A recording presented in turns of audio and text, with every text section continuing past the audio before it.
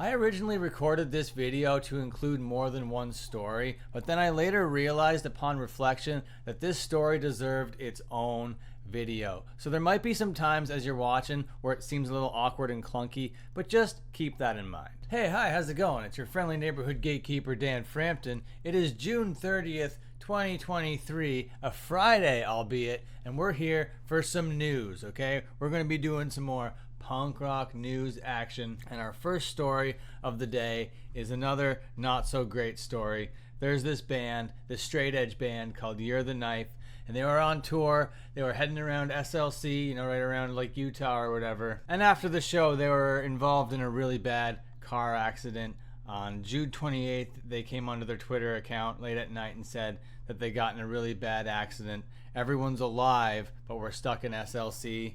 So that's really concerning and really sad.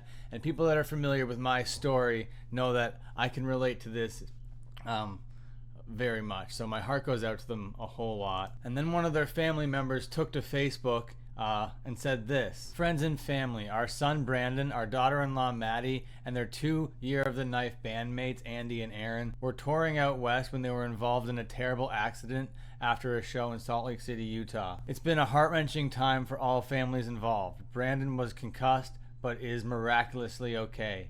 Aaron and Andy both sustained broken legs and other trauma. They are stable now but recovering. Maddie is in critical condition with major trauma. Please keep her in your prayers." It's hard to read that sort of stuff. I mean, it is great that they're all alive right now, but always hearing major trauma and critical condition after a car crash story, that's going to be something you're going to want to keep close in your heart and your mind. This happened not last night, but the night before, and I'm sure that there are updates, but of course in a situation like this, you're not running to Twitter, you're not running to Facebook to update everyone about your thing.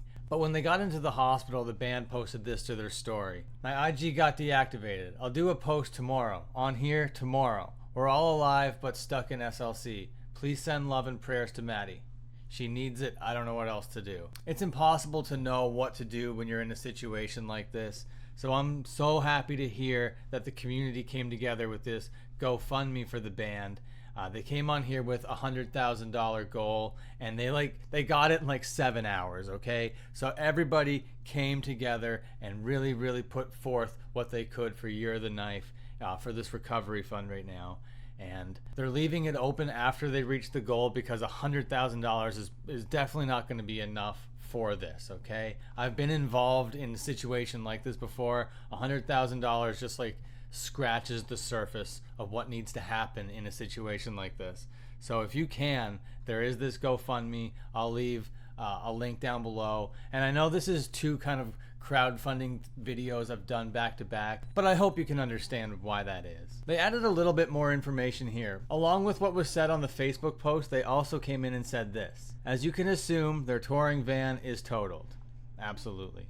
The van also doubles as Maddie and B's sole vehicle, so this will impact them in ways more than just touring. Maddie and B also run their brand, Candy Corpse, which will continue to fulfill orders, but other aspects may be halted for the foreseeable future. Oh man, it goes way deeper than you can imagine. This is going to affect multiple revenue streams. And then on top of it, when you get into an accident like this, there's going to be like a whole legal side. So there's lawyers, and they're in America, so then there's medical bills, and everything adds up so much. So on top of how heartbreaking this is, that this is the situation that they find themselves in, it's also doubly heartbreaking that it costs so much. It's like, oh hey, you've been a victim of this terrible tragedy. Okay, now give me like $500,000, please. Like what? How? Okay, I guess. We ask that you please share with your family and friends, and please send the 4 of them positive thoughts, energies, prayers, anything. We're all so thankful that everyone is alive, but there is a long road ahead of them for recovery.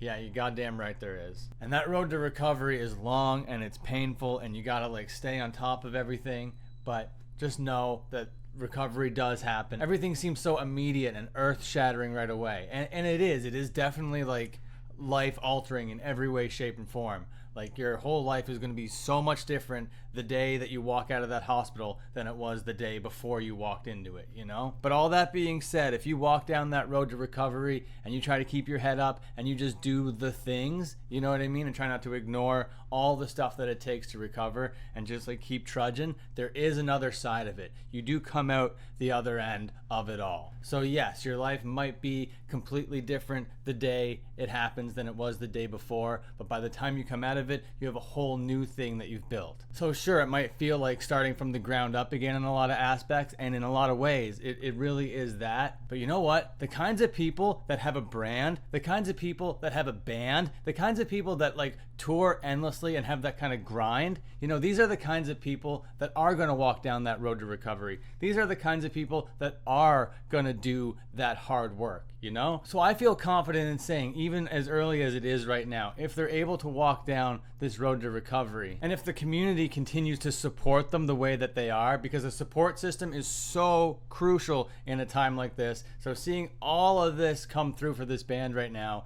just assures me that that like safety net and that security blanket that you need when this stuff happens is there. And I'm sure if you found their profile here on Instagram and their music all over the internet, they would appreciate that highly as well. Okay, that was a little bit of a heavy one, I know. Come back a little bit later on this afternoon and we'll have a little bit more fun. But until then, go support this band, keep them in your thoughts, keep them in your heart, and until my next upload, go to their GoFundMe and support them.